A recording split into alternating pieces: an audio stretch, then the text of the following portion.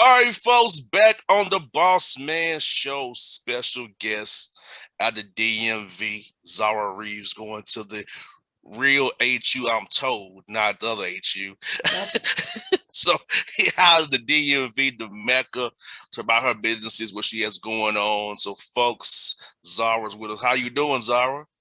Hi, thank you for the opportunity. I'm doing well. How are you? I'm good. It's spring. Spring is here. The sap is flying through the air, and my car's green as it can be right now. Yes, the pollen is, whew, I'm not ready.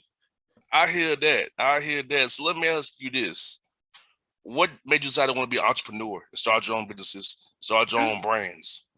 Okay, so essentially, like you know how it's always you always can see like a problem in the community. Like you kind of see like, wow, I could do something this way, or if I was in charge, I would do it this way. And I decided like I'm done kind of taking a backseat role to making my dreams happen. If I want to do something, why not affect change personally when I can do it myself?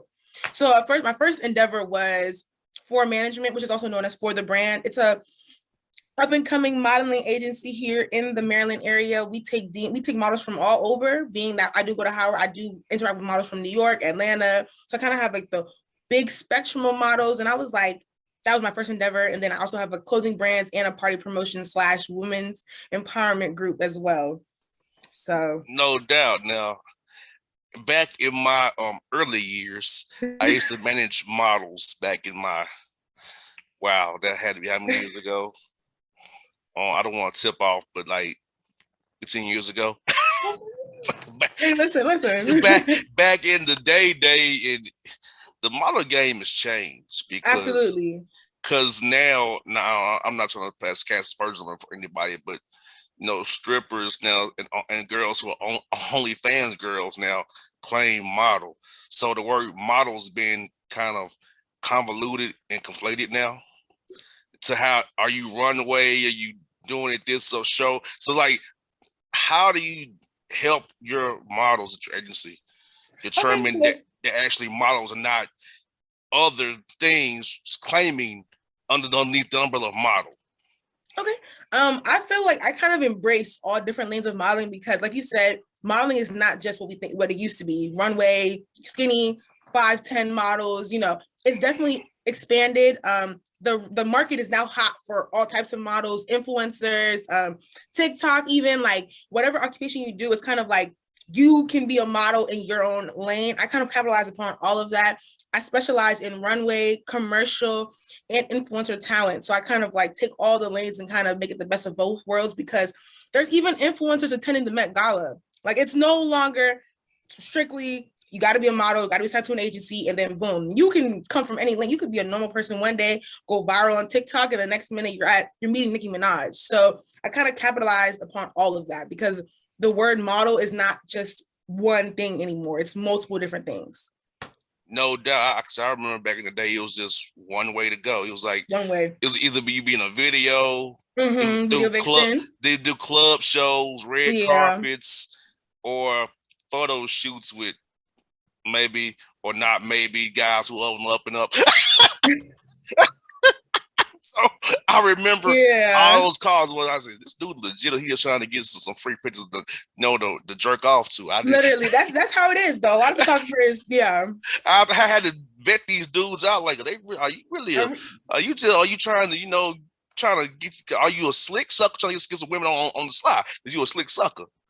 Yeah. And a lot of them, even now, I think it's actually even become even more harder to kind of like differentiate between the two because photographers, they see somebody trying to get to fame and see people blowing up on TikTok, they want to jump and be like, oh, I see, kind of, capitalize upon the desperation and the eagerness to be famous, and they kind of take advantage. And so that's why I'm here to kind of like be that in between, like, vet them out first before the The models. middle woman per se. Yeah.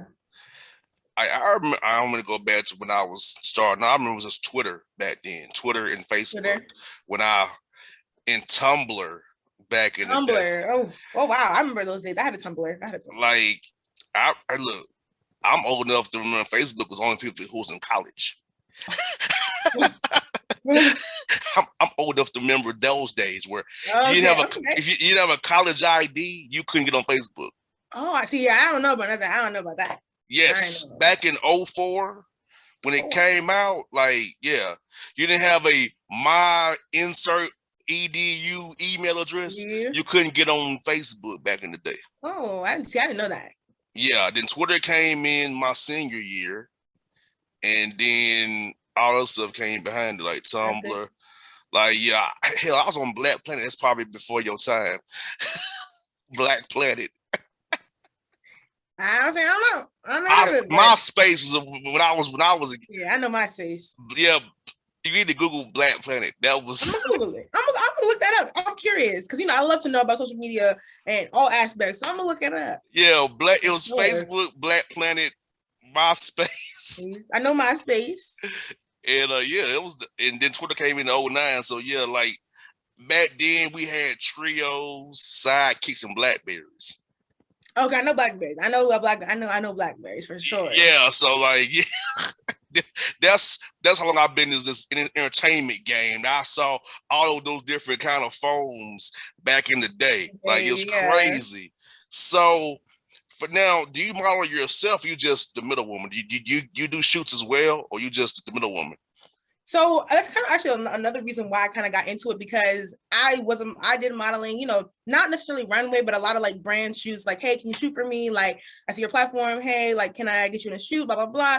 And I realized that there was something really, really wrong, because especially in the area that I'm in, and like you said, as modeling is becoming such a wide thing, it's kind of like the rules are kind of changing. So like, a lot of under the table contracts. And so a lot of the times when I'd model, it'd be like, oh yeah, you model, but I wouldn't get anything. I wouldn't get paid. I wouldn't get free clothes. It was like exposure, right? Yeah.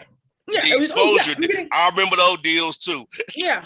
A lot of, oh yeah, no. You're not getting free anything, but you get exposure.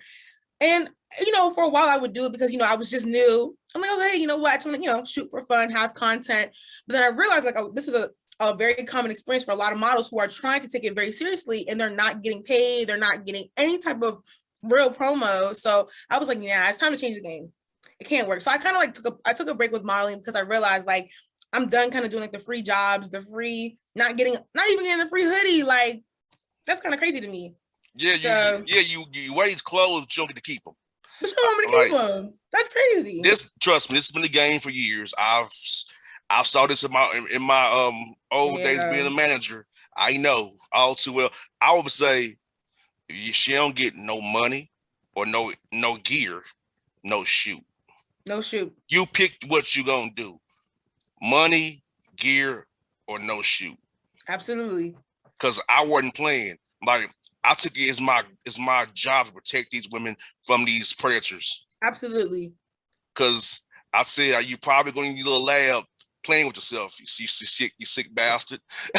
That's what I said to him. I don't get anything else free. Like, it's all free. Like, you seen her hair? You talking about roll up a leg? Is this a porno shoot, idiot? Or yeah. So trust and believe. I've been down that path you speak of. See, me as a man being able to push back, they back down. Yeah, but it's definitely harder. They look at you like, forget her. Yeah. Well, I'm not gonna back down to her. Yeah. Like, and the thing is, like, they don't know that I know what I'm doing. So they're kind of just like, oh no, we can finesse, or it's not that serious. And no, I'm like, no, it's not gonna work. Not yeah, here. yeah, they start talking about oiling up. Why should he oiled up for? Like, what is this about? Yeah, no, and that's still happening, and it's even worse now. It's running rampant. A lot of these photographers only shoot naked women, and it's like, what's that about? Why? I'll tell models all now. I said, I can't post you a picture of you half naked, and because it messes with me and my brain. You gotta have to have some clothed shots. Now, I don't have a problem with it, but I got to pay bills, and I can't post your bare ass on my page. Hey, this is bad for business, especially being I'm also a student, so it's like trying to keep both images as clean as possible. Like, I can manage you, and of course, I'm not opposed to women empowerment and showing off the body, but it's like, that's not the only thing that's here. You know what I'm saying? It's not the only thing that you can sell. So I'd rather not every day. It can't be every day naked shoots and whatnot. So no, 100%. You gotta tell them that, like, because I tell women this all the time. I say, look, your body is gonna eventually, gravity gonna take over. Yeah. Babies, marriage, gravity. So you always been going to see the surgeon to keep this up. Yeah. Just so BBLs, yeah. you gotta have something to offer more, because then I say this: you can't get mad with a man when it comes to you about your body when all you show him is your body. Understandably so. I feel like with that though, like there still has to be some level of respect regardless. Like, there are models who they dabble and that's their like OnlyFans and that's what they do. Like that's all they do. And it's like, if that's what you do, understand you still deserve the same respect as anybody else. I agree with that, but you know how dudes are. Dudes are gonna still like. This is my thing. If you present a certain thing, when that comes at you, you can't and then get mad. You can't expect them to be respectful like you and I would be, right? They're gonna do what they see. They're gonna come at you thirsty. They're gonna get a lot of pictures of they little small Peters in your DMs. And like, because trust me, girls come to me all the time. I'm like, well, let me look at your page. I see naked, halfway not naked. So what he's making was so I agree he's wrong, but you have to present something more than just that. And then you getting these pictures you don't want to get. So I respect the game, but I know at the same time, because see, I'm not wired that way. But most dudes are wired differently. They say, I'm gonna be like so, yeah. So I just want women to be empowered and know that they're more than just their bodies. Because I know how Negroes act when they say but I'm glad you're trying to help them out, because I know being in your shoes years ago, I know how it is. And it sucks. That try to, because so many people have an ulterior motive, which in this game, which is awful. Now, like I said, you at Howard, you at the Mecca. So what's your major? I am a health science major. Yeah. And so you're trying to be, is it like what Fauci does, research viruses? Absolutely. Honestly, yeah, that's kind of the lane I'm going to. I'm more heavily like clinical and research work as opposed to being a doctor. I like being behind the scenes. Like, for example, the statistics that are out there, I want to help change them by starting with what medical professionals learn. So Black women are 3 times as likely, like I tell this to everybody because this statistic is kind of wild to me, but Black women are 3 times as likely to die during childbirth as opposed to any other race. And a lot of it stems back to what people are learning when they're in medical school, what a lot of the textbooks have. A lot of the textbooks only depict white women or white men. The diagrams are white women, white men, their makeup, their build. And a lot of the narrative is, Black individuals or those of color should be treated differently based on, because they experience pain differently. That's a very well-known connotation, and it's not true at all, but it's for some reason it's taught in these medical schools, and I want to help research disprove that immediately. So that's kind of what I do, the clinical, the research, just beating the books, trying to change the narrative in all these textbooks that are being made, because it's absolutely not acceptable at all. Oh yes, I've seen it firsthand. They don't want to give Black women epidurals, or opioids or strong medicine. It's bad. You can handle it. Oh yes, trust me, I've seen it, and thank God you can do. Yeah, the mortality rate between Black women and white women is just ridiculous, and getting worse. Yeah, it's really bad. Like I don't understand it. And then I know in the South here, they push women towards, I guess, hysterectomies to sterilize them more so than white women. Like, I know a girl 31 years old got sterilized. I'm like, you let them sterilize you 31 years old? Fibroids is treatable. Yeah. Fibroids are treatable. Not the way the care, especially like from white female nurses and doctors, it's deplorable. No doubt. You're also involved in your community. So tell me about your community service work that you all have going up there in the DMV. Yes, so I've always been involved in the community since I was in middle school. I've always been a mentor. First and foremost, I love the kids. I am a mentor. I've been a mentor for almost 10 years now. I'm currently involved in an organization on my campus that is true and near to my heart, that has provided me with the opportunity to be a mentor to wonderful DC residents and DC kids. And it's so inspirational because they're so young and I love doing it. I also volunteer at our local, it's like they help the homeless. It's called Thrive DC. It's a wonderful organization in DC. that kind of like helps them with their mail, getting them occupations, getting them safe housing and whatnot. So I kind of help down there like once or two times a month. So that's definitely something. And my biggest accomplishment this year has also been starting in one of 8 founders to create Girls Next Door, which is a women's empowerment movement. We have all experienced a lot of hardships, especially with dealing with men.